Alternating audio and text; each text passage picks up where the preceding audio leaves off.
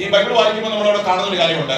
ഒരിക്കൽ ഗിബെയോനിൽ വെച്ച് 1000 ഹോമയാഗങ്ങൾ ദൈവത്തിന് അർപ്പിച്ചു. ഒരു ദിവസം എത്ര ഹോമയാഗം? ശ്രദ്ധിച്ചേക്കണേ, 1000 ഹോമയാഗം. നമ്മുടെ ഭാഷയിൽ പറഞ്ഞാൽ 1000 സ്തോത്രം ദൈവത്തിന് എന്ത് ചെയ്തു? നമ്മുടെ ഒരു മീറ്റിംഗിൽ എത്ര സ്തോത്രം പറയും? ഈ ദൈവ ആരാധന പുതിയതായ ഒരു വ്യക്തിയാണ്. നമ്മൾ ഈ ശലോമോന്റെ ചരിത്രം പഠിക്കണമെന്ന് മനസ്സിലായത്. ആരാധന സ്ഥലത്തൊന്നും ദൈവം വന്നില്ല. പക്ഷെ സ്തോത്രം ഉറങ്ങുന്ന മുറിക്കകത്ത് വന്ന് ചോദിച്ചു, what shall I do for you? ഞാൻ നിനക്ക് വേണ്ടി. പക്ഷെ ഒരു ദിവസം ഹോമയാഗം 1000 ഹോമയാഗം അർപ്പിച്ച വ്യക്തിയോട് ദൈവം ചോദിക്കാൻ, ഞാൻ നിനക്ക് എന്ന് വെച്ചാൽ എന്ത് ചോദിച്ചാലും ദൈവം എന്ത് ചെയ്യും? ആ ചോദ്യം നമ്മളോടായിരുന്നെങ്കിൽ എന്ന് ഇടയ്ക്കെങ്കിലും നമ്മളൊന്ന് ആഗ്രഹിച്ചിട്ടില്ലേ? പാസ്റ്റർ എന്നോടൊന്ന് ചോദിക്കേണ്ട സമയം സോദരം ഞാൻ നിനക്ക് ദൈവം ഒരു ചോദ്യം ചോദിച്ചിരുന്നെങ്കിൽ നമ്മുടെ ലിസ്റ്റ് എന്തൊക്കെയായിരുന്നു? എന്ത് ചെയ്തായിരുന്നു? നമ്മൾ ആദ്യം പറയുന്നത് എന്തായിരിക്കും? അല്ലെങ്കിൽ നമ്മുടെ മനസ്സിൽ വരാൻ സാധ്യതകൾ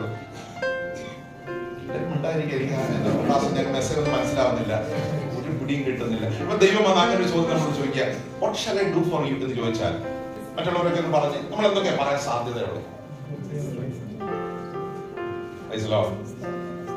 മിണ്ടുന്നില്ല. പക്ഷെ ഈ ശലോമോൻ ചോദിച്ചത്, കർത്താവേ ഈ ജനത്തെ നയിക്കാനുള്ള ജ്ഞാനവും വിവേകവും. അതിന് മൂലഭാഷയിൽ കൊടുത്തിരിക്കുന്ന വാക്ക് കൃപയല്ല, അകൃപ എനിക്ക്. ഈ കൃപ ചോദിച്ചുകൊണ്ടായിരിക്കും ചോദിക്കാത്തതും കൂടെ കൊടുത്തു. നമ്മൾ ചിലപ്പോൾ ചോദിക്കുന്നത് മാത്രമേ എന്ത് ചെയ്തുള്ളൂ, കാരണം നമ്മളെല്ലാം സെലക്റ്റീവാണ്. പക്ഷെ കൃപയ്ക്ക് വേണ്ടി പ്രാർത്ഥിച്ചാൽ ചോദിക്കാത്തത് കൂടെ ദൈവ ശലോമോനെ. നമുക്ക് ഏതാ വേണ്ടത്?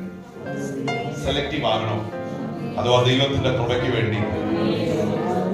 എന്റെ മനസ്സിൽ എപ്പോഴും തോന്നാണ്, നല്ല പോലെ മനസ്സറിഞ്ഞ് ആരാധിക്കുന്നവരെ ദൈവം എങ്ങനെ ഉയർത്തുമെന്ന് നമുക്ക് പറയാൻ പറ്റില്ല.